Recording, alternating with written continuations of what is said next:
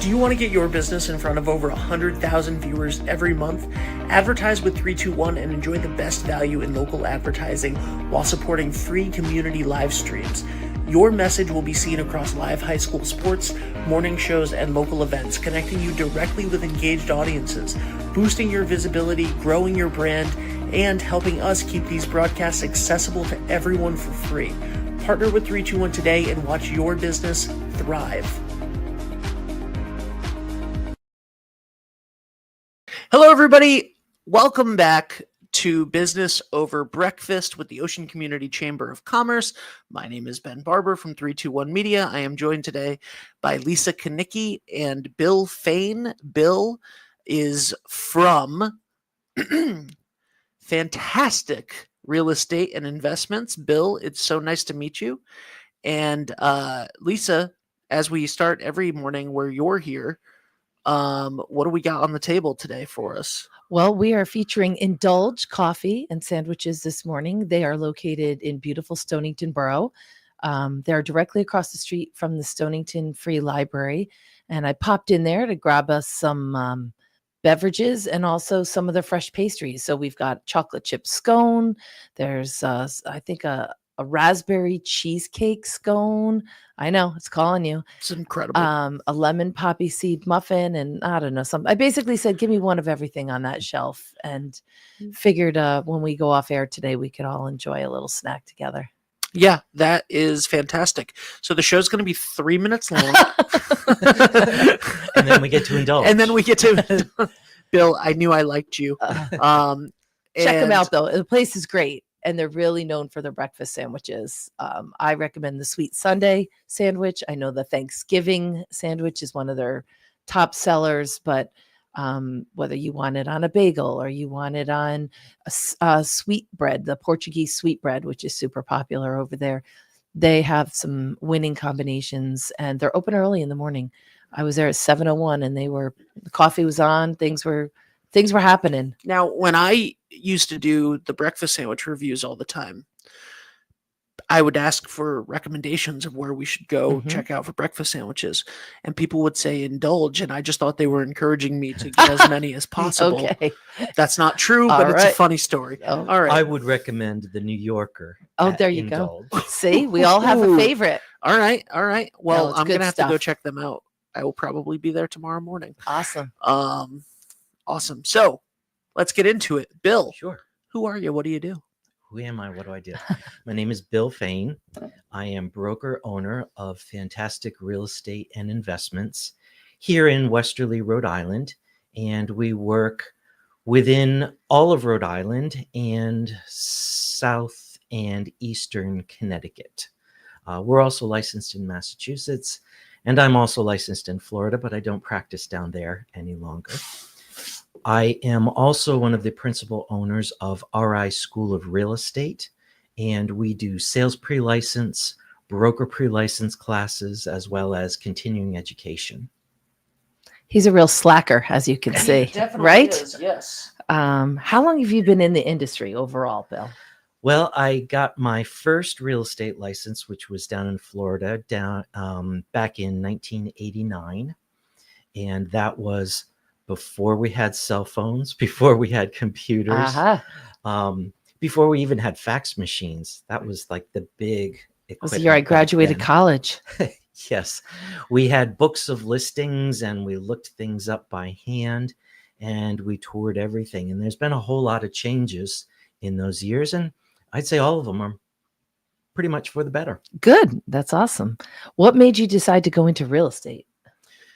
Well, I've always enjoyed real estate as far as looking at houses, figuring out locations and where people went to have fun. So I thought, I also read up on many wealthy people and found out that most of them made their fortunes in real estate. So I thought, well, this is pretty interesting.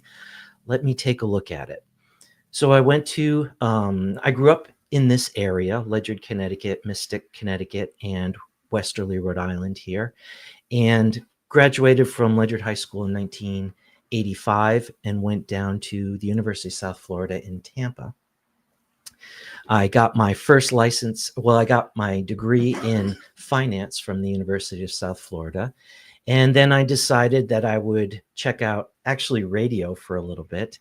And then I would check out real estate, which had always intrigued me. So I got my Florida real estate license in 1989. And it was a difficult time in real estate. We were going through the S&L scandal back then, and you opened up the newspaper and there were pages and pages of foreclosures. What is SNL? It is not Saturday Night Live. I was just gonna say, yeah, I know it's Oh. not Saturday Night Live. Not but in that's this where instance. my mind goes There's to. no comedy about what he's talking about. There was no comedy. No, No. this was the savings and loan. That makes No more laughing sense. matter. Yes. That makes more sense. Yes. So the savings and loans were in a difficult situation. They had made some loans, made quite a few loans, and they were being foreclosed, and so things were not good. So I intended to get into real estate through the banking industry. I had a degree in finance. I was going to get there eventually. And since none of the financial institutions were hiring, I decided, well, let's go straight into real estate. And I absolutely loved it. It's a blast. It's a funny thing. I was driving out a couple of years ago. I was driving out to way up north in Connecticut, Plainfield, and I ended up behind a truck carrying manure Oh, jeez. at like 7:30 in the morning. And yet I was having a blast. Here I am outside in the fresh air. Mind you, I was behind this truck and it wasn't the most pleasant smell. Yet I was having a blast. I had the windows open. What better job in the world? So you like the freedom. You I like love the freedom. you like the I love the freedom. I it's love not the, a set schedule. I love It's- the intrigue of every single house is different. I don't know what the floor plan is going to be when I walk through that door. I don't know what the color of the walls are going to be. I don't know how they've decorated. I don't know what additions or remodeling they've done since the house was built. And we have houses here that are 200 years old. I own one as a 3-family rental property. And it's just amazing to think. I was redoing one of the units just the other day and pulling down some wallpaper and then pulling down the wallpaper behind that. Oh, wow. And then pulling down the wallpaper Oh, my behind gosh. that to finally get to something that I could paint. Yes, yes. I just find it fascinating. You can tell he's pretty passionate about what he absolutely. does. Absolutely. I love it. So what is the geographic area that you can cover? Because you have to maintain a license to be a real estate agent. I do. And we're on the border here. Your office is in Westerly, but I know that you can operate in Connecticut. Yes. So tell us about that. What's involved to do the 2-state thing, and how far do you generally cover with the properties? Well, my office is just down the road there, right on the Pawcatuck River, and I can actually see Connecticut from my window, and it's wonderful. I will go where I have the most expertise. So I probably won't go much further south than East Lyme in Connecticut, not much further than Griswold or Preston, Mhm. as far as Connecticut is concerned. I know Rhode Island quite a bit. I don't know if I'd say better, but equally as well, I suppose. I certainly know Westerly. I would go up to Warwick. If we were much farther than Warwick, I would probably refer that to a specialist in that area because I'm just simply not there every day. Got it. And so that's because you have your client's best interest at heart. And Absolutely. You want to know your area, and presumably the folks in West Warwick would refer folks back to you, knowing that you're the guy down at this end of the state. So that's good. So once you get licensed, first of all, tell us, what does it take to get licensed in terms of a time, in terms of commitment, in terms of financing? And then once you have your real estate license, is that it? You're good to go forever? Do you have to go back every 2 years for a refresher course? Like, how does it work? Well, in order to get your real estate license, you need to be licensed in every state in which you work. So I carry a Connecticut license and I carry a Rhode Island license. Um, which is easier? I'm not sure how to answer that question, but I can tell you that in Rhode Island, you have to do a 45-hour sales pre-license course. In that, you're taught basically two different subjects: the national portion, contract law, how deeds work, financing in general, that type of thing, and then the state specific laws.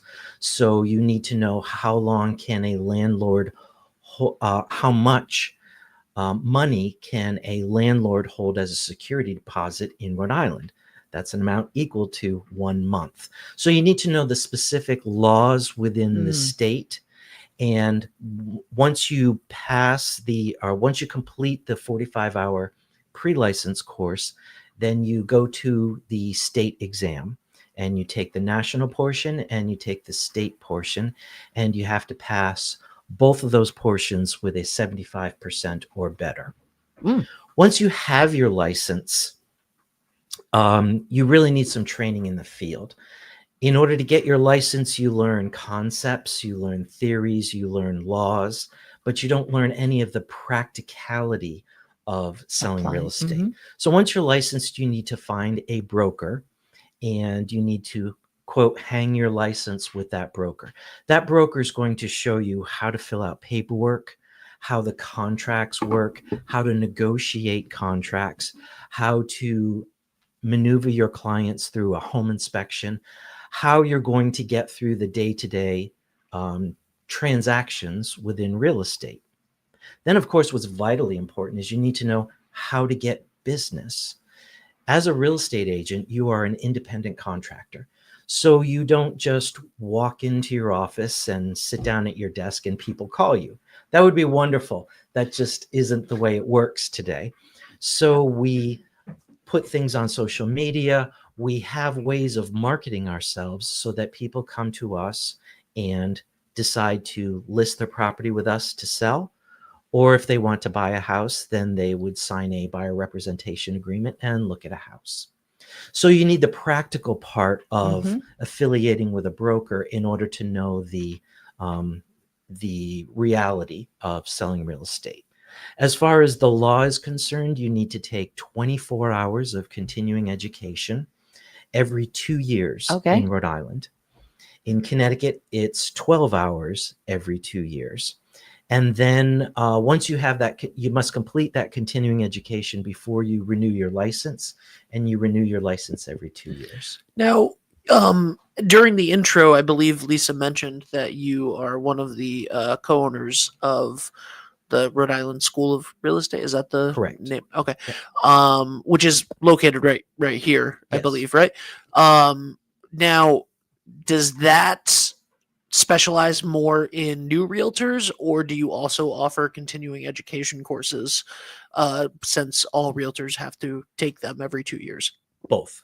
We do sales pre-license. That's the 45 hours I spoke of.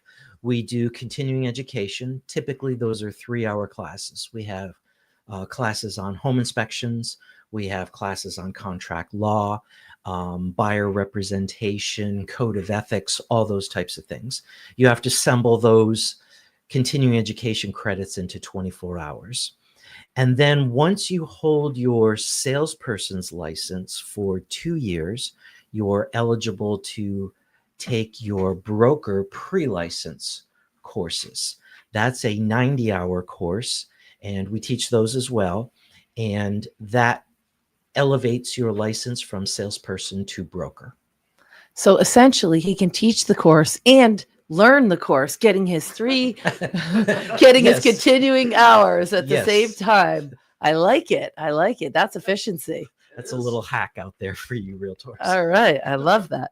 All right, Bill, we all know that the real estate market goes in cycles. Yes.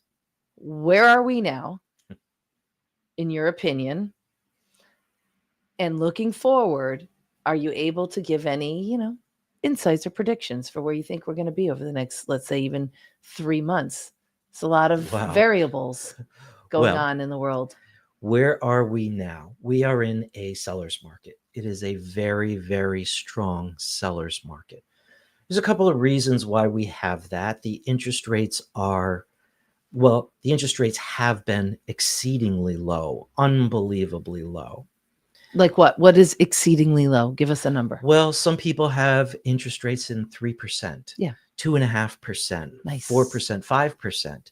The going rate's probably around 7% now, Okay. high sixes, low sevens, something like that. Interest rates and property values have an inverse relationship. So when interest rates go down, property values go up. When interest rates come down, people can afford more, Mhm. so they're able to pay more, so values go up, right? So we've been experiencing that for a while now, 2 or 3 years. Yep. On top of that, we had COVID. We were all stuck in our houses. We decided we wanted a different type of house, maybe. So everybody's getting Amazon packages delivered, and everybody's getting things through the mail or through delivery. So a lot of people now are wanting vestibules, little foyers within their house. Huh. Maybe they could leave the front door open, unlocked, I should say, and then the door to the house, the rest of the house stays locked. That way their packages come inside and we don't have porch pirates Wow. pirating them.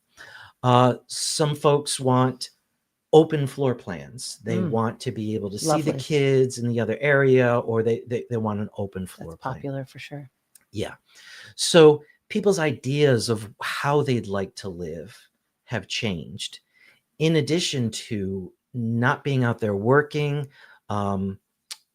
some people have a need for something different than what they have now, or they're not happy with what they have now. So we have very little inventory, because if the rate now is, let's say, 7%, and you have a 4% interest rate, why would you sell your house at 4% and get into something at 7%? With so much uncertainty in the economy. Mm-hmm. We've had a lot of government layoffs or firings. We have the price of eggs, which are high. And I don't mean to turn this political. It's simply an economic discussion. So when there's uncertainty, people don't like to make major life changes. If I can get by with the car that I have now and fix it, I'd rather keep it than get into a new car payment or spend a lot of money on a new car. It's the same thing with houses. Gotcha. I'd rather be certain in where I am, because I'm not sure if I'm going to have a job next year. I'm not sure of the price of eggs next year. I'm not sure where I'm going to be next year financially. So things right now are difficult. It's a seller's market. We don't have enough inventory. There's a lot of things I do for a listing right now. So sellers are getting very high prices. We're having multiple offers. If you want to sell your house, we could put it on the market today. And as long as we don't price it outrageously high, then we're going to have a lot of buyers come and look at it. We're going to have a lot of buyers make an offer. And you can only choose one. Mm-hmm. And we don't have enough houses to sell to the other buyers who didn't get your house. So we've got low inventory. Maybe that's changing. I'm not sure that my crystal ball is much clearer than yours or yours, Ben. So as far as when the market will change, I'm not sure. Will the market change? Yes, absolutely, because it is all cyclical, like you say.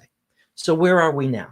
If you have a house that you could sell that you're not living in, now's the perfect time to sell. If you've inherited a house, if you have an investment property that you want to get rid of, if you have a house, an extra house, a summer house that you no longer want to use, now is a great time to sell that.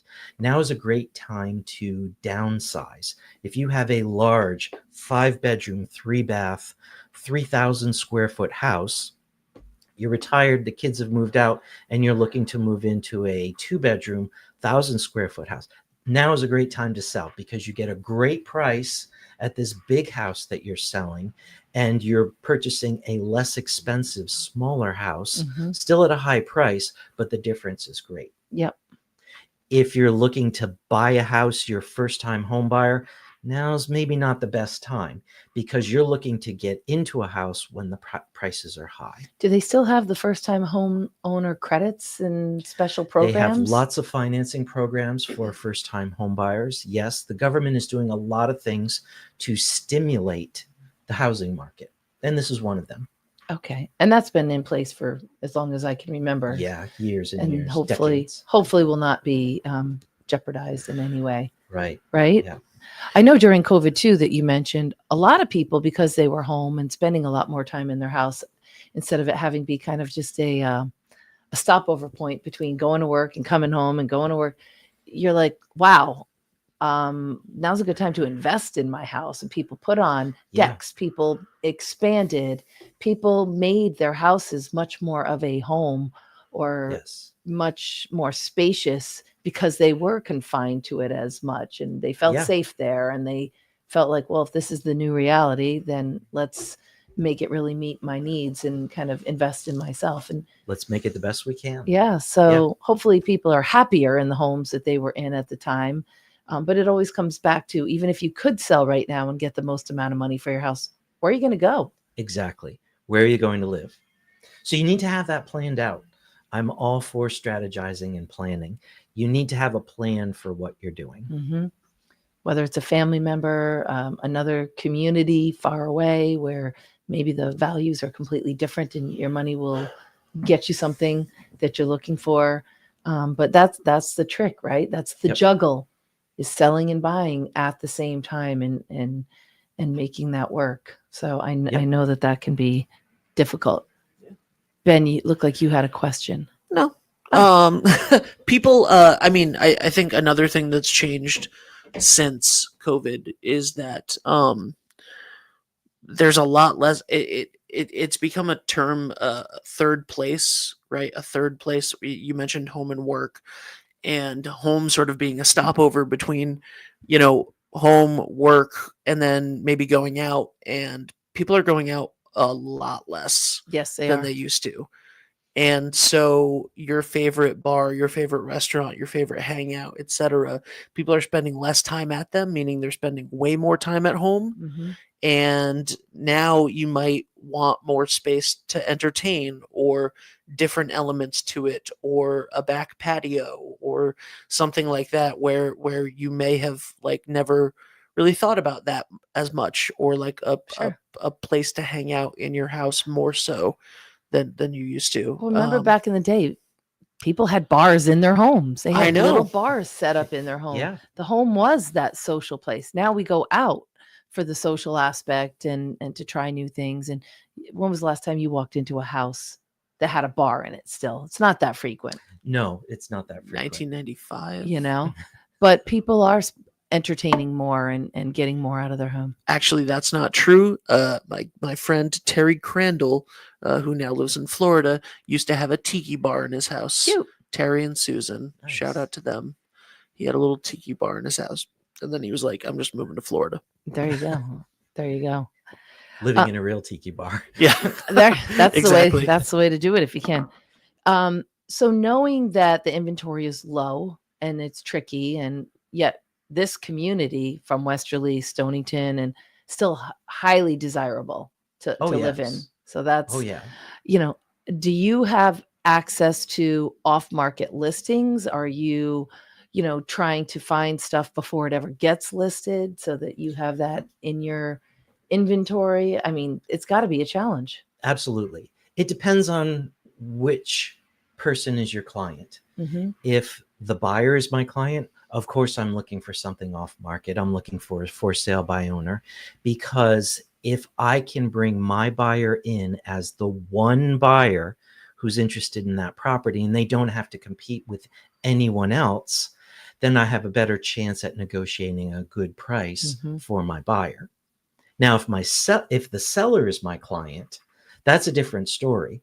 I would not recommend to any sellers that you sell off market or off the MLS, because if I want to sell my house and I'm only offering it to two people, Ben and Lisa, then the odds of my getting a good price versus putting on the MLS and offering it to literally everyone in the world, are a lot lower. Sure. So you want to offer it to as many people and receive as many offers as possible. So why do people stick a sign in their front yard for sale by owner? Because they have it in their mind that they're going to walk away with a greater net profit by not dealing with the commission. But that's such a hassle. Like, why would someone do that? It is a hassle, and it's really not a very good negotiating tactic. The National Association of Realtors did a study, and generally, when you sell your house with a realtor, you sell for at least 6% more. You put 6% more in your pocket when you sell with a realtor than even doing it on your own. And then you don't have the hassle. Right. It's basic common sense. I don't mean to demean for sale by owners out there, but let's face it. If you've sold 3 houses in your lifetime, and I've sold 1,000, and I've brokered agents who have sold 1,000 houses, I'm probably a better negotiator. Absolutely. And it's not even just the negotiation. There's hiccups. There's things that can happen throughout the process. You want a professional to have your back. Things can go sideways. After 36 years in the business, believe it or not, I still run into things that I've never run into before. Wow. However, that problem that we're facing right now is exactly like the problem that I faced 3 years ago with an FHA loan or with a VA loan. So I have strategies for how to get over that hump that I have never been over before, but it's easy for me because I've worked through it in a different situation. Sure. No amount of Google or ChatGPT asking how to sell your home by owner is going to replace 36 years of experience and thousands of homes. I don't think so. No, it's impossible. It's literally impossible. There's, I always talk about this when realtors, mortgage lenders, people come in. It is most of the time the biggest decision the biggest purchase you'll ever make in your life. Only succeeded by if you make another. Excuse me. God bless you, Ben. I don't know what's going on. Sorry about that. Allergy season. It really is. Only succeeded by if you make another home purchase, right? So it's the biggest thing that you'll ever do in your life financially. And why would you not have a professional help you with that? Because it's scary. Absolutely. It is scary. It's scary to me as someone who would be a first-time home buyer, and I'm sure that it's scary to somebody who has purchased a home before and is now trying to, and especially most people just don't buy and sell homes every couple of years. Like most people do not.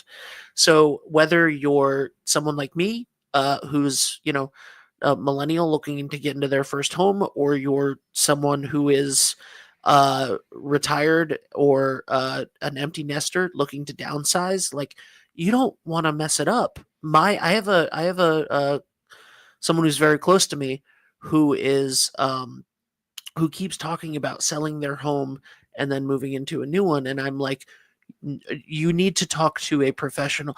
All of this conversation between me and your other and like the other friends, and you're 70, you have an interest rate that's amazing. You need to, I know the interest rates are high. I literally talk to real estate professionals all the time on my show. Please talk to a professional before you make all of these grand decisions in your life. The daydreaming, everybody loves to go on Zillow. Everyone loves to, Zillow has become a social media platform more than anything. Pretty really. much. You go on, it's fun to look. It's so fun to look. I look at things and I have for years. I have no intentions on moving anytime soon. I could not buy a house right now to save my life, I think, but I look all the time.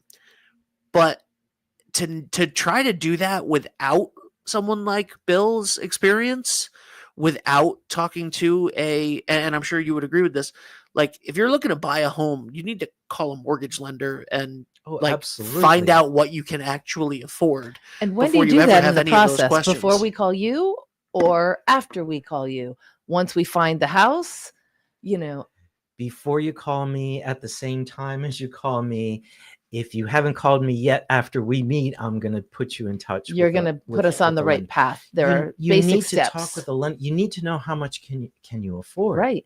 You know, if you're looking at houses that are $750,000 and you can afford only a $450,000 house, you're going to walk into that $450,000 house and go, where are the granite countertops? Yeah. Where's the third garage?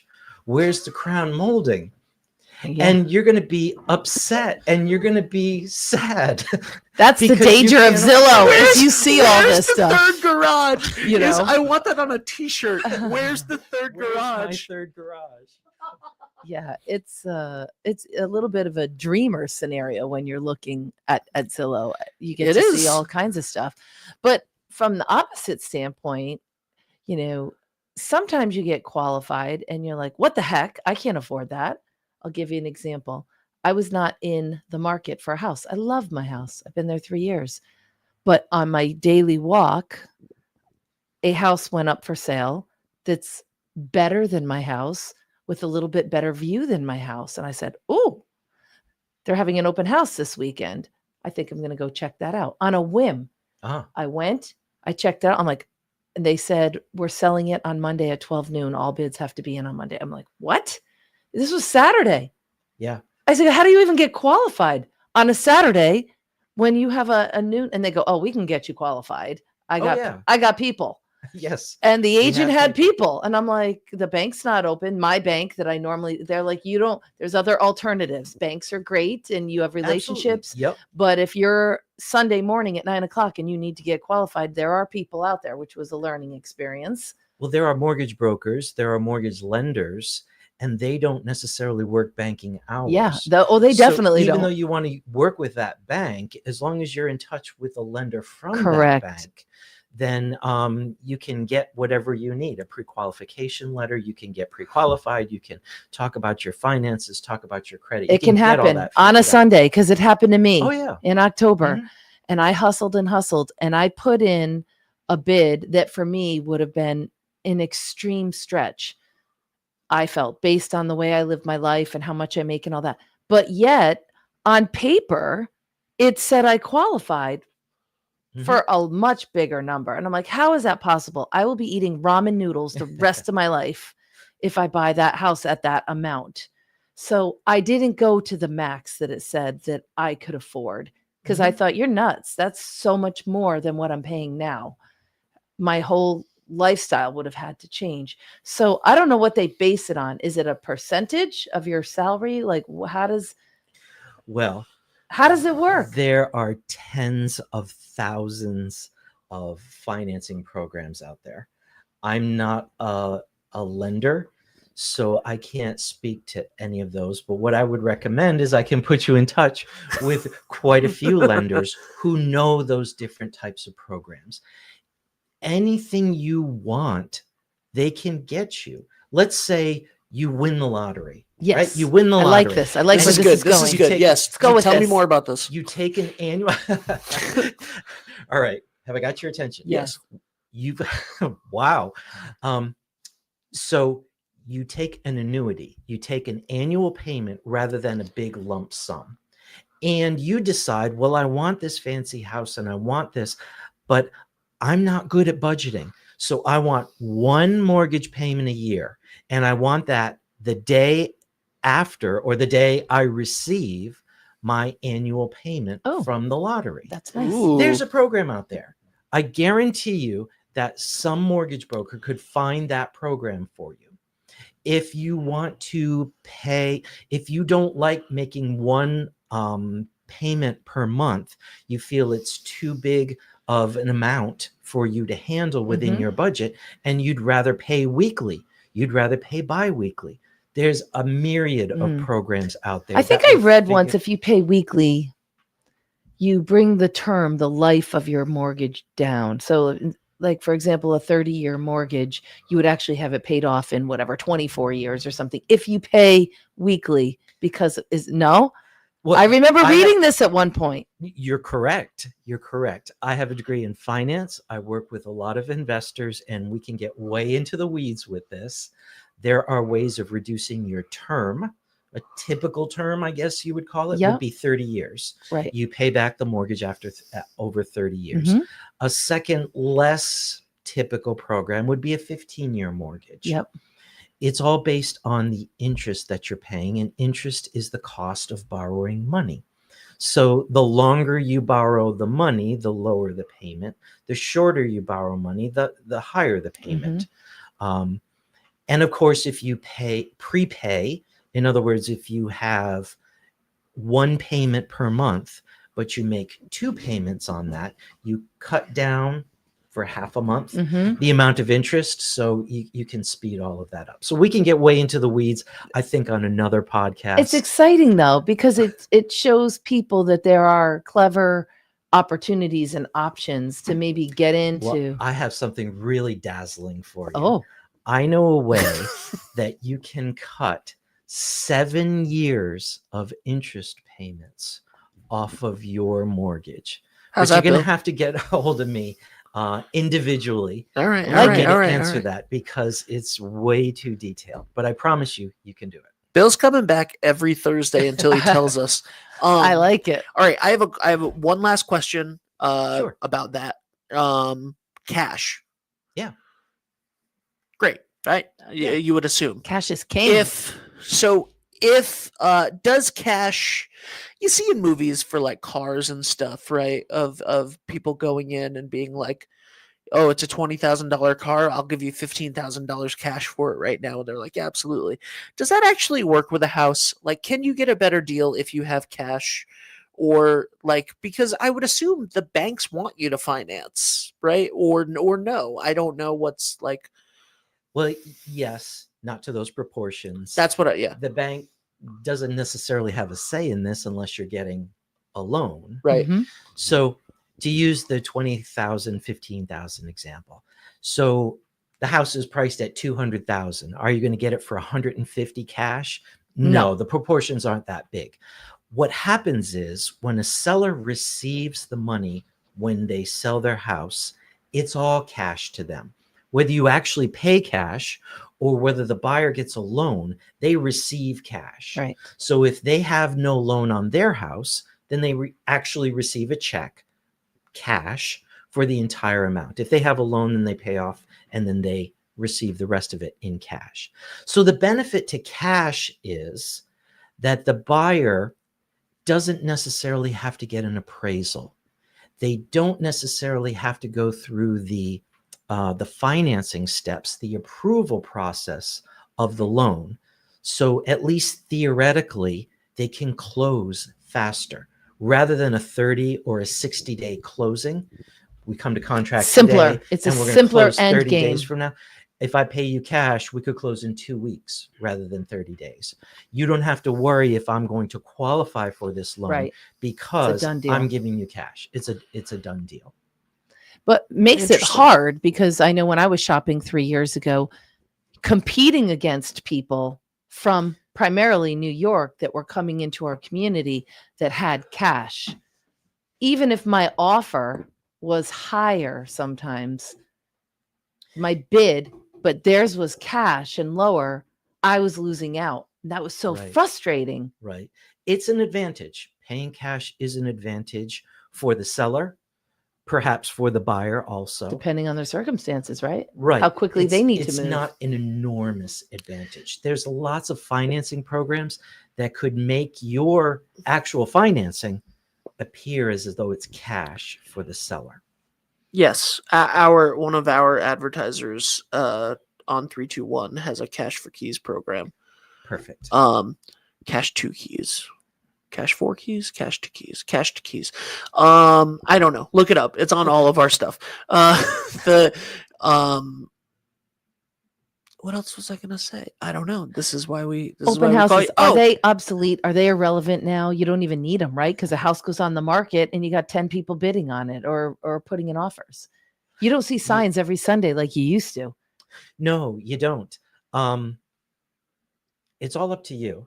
Some people love open houses. Some people don't like open houses. There's a bit of a security issue Yeah, if you're going to have privacy, awkwardness, privacy issues, all that. sure, all of that. But there are a lot of advantages to an open house. As we spoke about before, no two houses are alike. Mhm. And in New England, absolutely no two houses are alike. So even though same builder, same year built, two houses side by side, they started out life exactly the same 200 years ago. Things have changed, Sure, and so sure. they're all different. So people don't buy houses through a magazine. You don't Right. just go online and say, oh, I'll take that one, and then buy it like you buy a product from an online retailer. So open houses allow the public, allow buyers to come in and see what's different, what's special about this house. And even with the virtual tours that are so prevalent now online, if you want to see the inside of a property, there's a connection. House is an emotional connection. Oh, yeah. You walk in, you feel, I can see myself here. I can see myself looking out this window at that view. It's hard to describe. Yes. But it's a connection. It's either there or it's not. An emotional connection. Yeah. I've had buyers tell me, I know I told you, Bill, that I absolutely don't want to buy a raised ranch. I will never buy a raised ranch in my life. But you said, give this one a shot. And we walked in and it reminded me of my grandma's house. Aww. And we went downstairs, and I know the fire engine red carpeting is atrocious, and I'm going to take, but it just reminded me, it made me feel good. Yeah. It's that emotional connection. You can't put a price on that. Well, it's chemistry. It's like when you meet a person, you either jive or you don't. And listen, if Call anybody me, does, we can put a price on it. There you go. Yeah, There and you if go. anybody does want to put a price on it, by the way, this is just I'm gonna go direct to camera. This is just if anybody would like to give me $400,000 to $500,000. Okay, hey, it doesn't hurt to ask, right? Then I'll go buy one of the houses. And then you'll from call Bill Fain at 860-514-4440. BillFain.com. That's FAIN.com. I was gonna say borrow $400,000 to $500,000. Then I was like, I can just go to a bank for that. Just think big. I was like, just go for a bank. Just give me that money, and I'll go buy a house from Bill. I'm kidding, by the way, for legal reasons. I'm kidding. You can always do a GoFundMe, right? No, you can't. No. I mean, you probably could. I'm sure you could. I've seen them for crazier things. That'd be the lamest GoFundMe to buy a house. Then I'd kick in. Oh my god, I'm not doing that bad. I'm fine. I'm fine. I'm fine. Apologies. No one worry about me. I'm okay. No, it's not worry. You know what? I bet you someone out there's done a GoFundMe. For After you call Come me, on. check in with Ben. That's funny. At the bottom of your website, there will be a little link, just the Ben Fund. What's going on in the chamber? Let's see. So we tonight, have a beautiful, by the way, or I'll let you get there. Beautiful what? Look out the window behind you. You mean it's clearing up finally? No, the sign. Oh, okay. We saw this yesterday on the morning show. We saw the sign getting put up. Thank you, Rocky's Tree Service. They hung our banner yesterday.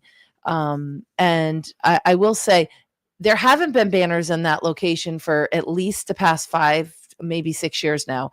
And the reason is that's a wind tunnel downtown. And even with banners that have the cutouts of like the letter C, the flaps to let the air go through, in the past, all the banners would catch the wind and the 2 poles that were holding them would shake to the point that for 2 events that had banners up downtown, it shook so violently that the globes on the top busted off and smashed. They're glass globes. So you don't want that liability with people, cars, whatever underneath. So we kind of retired the banner program after we paid to replace the globes for the town of Westerly. But there's some new technology out there in banner material.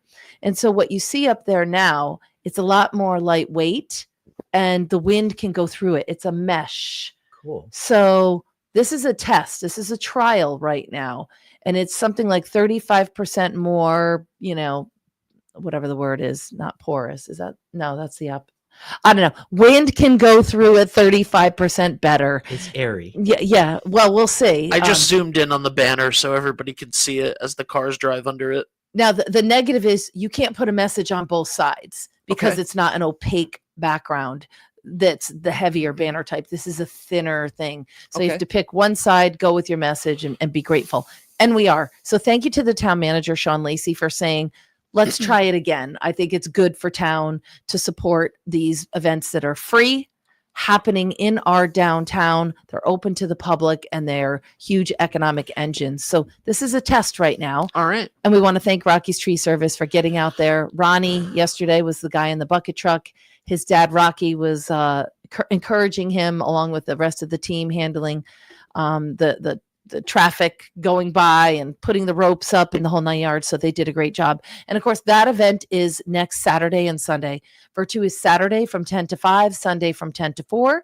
We always have room for another artist. So if you're a quality artist out there, give us a call or go online.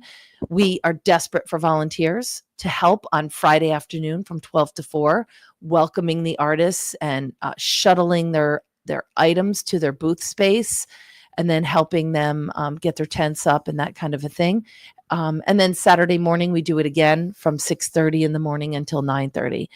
We provide coffee, donuts, and good company, and the artists are certainly appreciative. So if anybody wants to help with that, you do not have to be Hulk Hogan. You just have to be able to lift, 25 pounds. You're carrying artwork. You're carrying a piece of pottery. You're carrying somebody's sign or their chair to their spot. You're loading things onto a trailer that's being pulled. Or if you have a reason why you can't lift even the 25 pounds, you can drive one of our tractors. We need people just to drive the lawn tractors while the rest of the folks load up. So that's next weekend. But tonight, yes, at 3 Water Street in downtown Mystic at ATY, which stands for Adam Young. Those are his initials. ATY Bar and Bonbons. They are doing a celebrity bartending program, and various community leaders from throughout the region have taken a turn mixing drinks and raising funds for great local organizations. So tonight it's me. You're in the hot seat this morning. I'm in the hot seat tonight. And I will be making the Stonington Sunset, which is vanilla vodka, coconut rum, pineapple juice, and grenadine, shaken well and garnished with a lime. Ooh. Nice. Yummy. But you don't have to get that beverage. You can get any beverage of your choice, and you'll feel great because there's real bartenders there to make sure that the drink is going to be delicious. And there's a 10% program. So 10% of everything sold tonight will be donated to the charity of my choice, which is really tough because we have like 60 members that are nonprofits. But I picked Operation Fresh Start. They're great. Out of Stonington. They're 5 years old. They provide all kinds of assistance to families in need, whether it's household items for someone that's getting a new apartment or a new house and they need some help with maybe lamps and decor and appliances and other things, whether it's a girl that needs a gown for a prom. They have a whole collection, including 6 of mine. They do a lot there, very quietly, very humbly. No staff, operated completely by volunteers. So they're not large like the Johnny Cake Center. They're not even as large as the Pawcatuck Neighborhood Center. They're microscopic in size, but what they do for the community is huge. And I'm hoping to shed a little light on their mission and to put some money into their funds tonight. So hope to see you there from 7 to 9 at 3 Water Street in downtown Mystic. ATY. Awesome. Very nice. Anything else going? You can just go to oceanchamber.org. There's a million things always happening. Those are the 2 in the next week. We'll wrap it up with those, and just thank everybody for watching, and thank Bill for coming in this morning and Thank you, I had Bill. a great time. telling us about your life, your business, the market, and why you should be out there looking at real estate and calling Bill to help you through that process. Absolutely. Thank you guys so much for being here. Now, let's indulge. All right. I pan down to the. I love it. All right. Thank you guys so much for watching. I want to thank all of the Chamber champions who are, of course, scrolling at the bottom of the screen. You can check out the 50 for 50 series tonight as that continues. I do not remember who the guest is tonight. I am so sorry. We had Jen Ansay last night, and that was fantastic. I've loved getting to know the people that I don't know that are on this list. Everyone is incredible. I don't know half the people on the list, so it's been great for me. Tonight is Aaron Lapley. Oh, he's awesome. So fantastic restaurateur. Very dynamic gentleman. Yes, absolutely. That is great. And he had a little bit of a mic issue at the end. I need to go in and edit that. So glad I looked that up.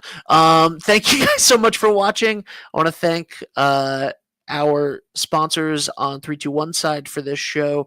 Lathrop, Dan Lathrop, actually the night before was I saw his 50 feature. under 50. He did great, of course. That was fantastic. I accidentally aired the unedited version of that, which is why it starts with me laughing. That's cute. Instead of the intro. He doesn't mind. So thank you, Dan, and of course, also I want to say a huge thank you to Wireless Zone at 224 Post Road in Dunn's Corners, and congratulations to Patrick on his wedding last week. Yep. So he's on his honeymoon. Yes, he is. Thank you guys so much for watching. We'll see you soon. Bye for now. Hi, this is Dan from Lathrop Insurance. In this challenging insurance environment, Lathrop Insurance can be your beacon in the storm to help you find the coverage you need at the right price. Now, more than ever, you need a partner in the insurance industry that can work with multiple carriers to make sure you have the right coverage at the right price. Lathrop Insurance carries home, auto, and business insurance and can be reached at 401-596-2525. We've been supporting the local community since 1939, and we look forward to working with you.